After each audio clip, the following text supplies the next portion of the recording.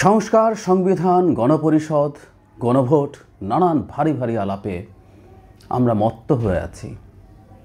বলছি না এগুলো অপ্রয়োজনীয়, কিন্তু এই দেশেই খুব বেসিক কিছু কাজ এই সরকার করবে। প্রায় বলতাম যে কিছু বেসিক বেঞ্চমার্ক এই সরকার তৈরি করবে, এটা চেয়েছিলাম।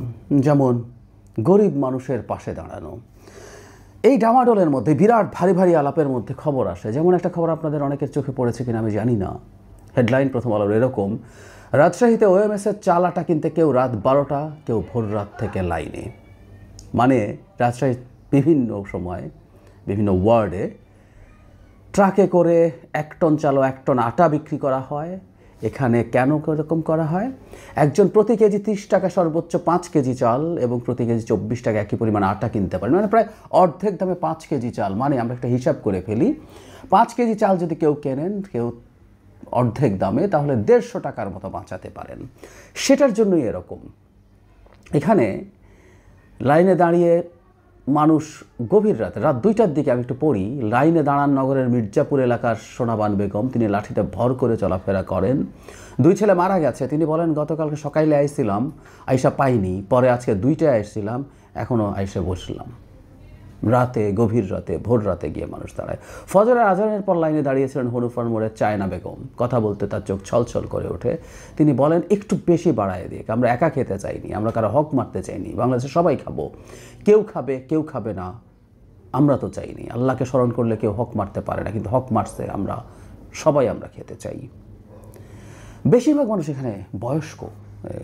বুঝতেই পারি যে পরিবার চালাতে পারছেন না, তারা এসে গভীর রাতে 10-12 ঘন্টা করে লাইন দিচ্ছেন।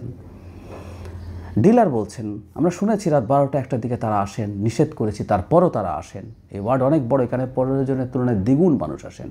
বাইরে দ্রব্যমূল্য অনেক বেশি, আমরা আরও বরাদ্দ বৃদ্ধি করা যায় কিনা এ কথা আমরা বলছি। 200 জনকে দেওয়া যায় বলা হচ্ছে। খুব বেশি কথার কিছু নাই, এটা বাংলাদেশের চরিত্র, বাংলাদেশের চিত্র। আমরা একটা কথা খুব স্পষ্টভাবে বলতে চাই, সেটা হলো শেখ হাসিনার সময় অর্থনীতির যে অবস্থা ছিল, অর্থনীতির অবস্থা আরও খারাপ। এটার জন্য আমি এই সরকারকে ওভাবে ব্লেম করি না। সরকারের মিসম্যানেজমেন্ট আছে নানা ক্ষেত্রে, কিন্তু এই ধরনের একটা আনসার্টেইন সরকার, যেটার টেনিয়র ঠিক নেই। মোটামুটি আমরা ফেব্রুয়ারিতে নির্বাচন দেখছি, কিন্তু এই নির্বাচনটা হয়ে নির্বাচিত সরকার আসার আগ পর্যন্ত অর্থনীতির ভালো অবস্থা হবে না, এটা হয় না। আনসার্টেইন অবস্থা। বৈদেশিক বিনিয়োগ, এফডিআই বলি আমরা, বাদ দেয় এফডিআই।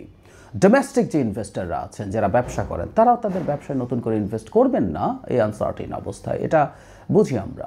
সুতরাং অর্থনীতি যথেষ্ট রকম ঠান্ডা হয়ে পড়ছে, প্রবৃদ্ধি কমে যাচ্ছে। এই পরিস্থিতিতে যেটা জরুরি ছিল, এই গরিব মানুষের পাশে দাঁড়ানো। শেখ হাসিনার সময় কলাম লিখেছিলাম প্রথম আলোতেই, যে কারণে টিসিবির ট্রাকের সংখ্যা মাত্র 400, সারা দেশে মাত্র 400 ট্রাক দিত শেখ হাসিনা। ঠিক একই জিনিস এখন হচ্ছে। এখন মানুষের হাতে, গরিব মানুষের হাতে টাকা যাওয়ার পরিমাণ আরও কমেছে। আমি ব্যক্তিগতভাবে কথা বলে দেখেছি। এই ট্রানজিশনে আবারও বলছি, এটা হওয়ারই কথা ছিল। এই সরকার খুব ভালো ম্যানেজ করলেও হওয়ার কথা ছিল। এটা আমাদের এই ট্রানজিশনের একটা পেইনফুল অবস্থা। কিন্তু এই সময়ে আমরা দেখতে চেয়েছিলাম এই সরকার গরিব মানুষের পাশে দাঁড়াচ্ছে। এই সরকার গরিব মানুষের পাশে দাঁড়াচ্ছে না। এর চেয়ে মর্মান্তিক কিছু হতে পারে না। এমন হওয়ার কথা ছিল, এমন হতে পারত যে যত মানুষ চাইছে তত মানুষই মোটামুটি পাচ্ছে।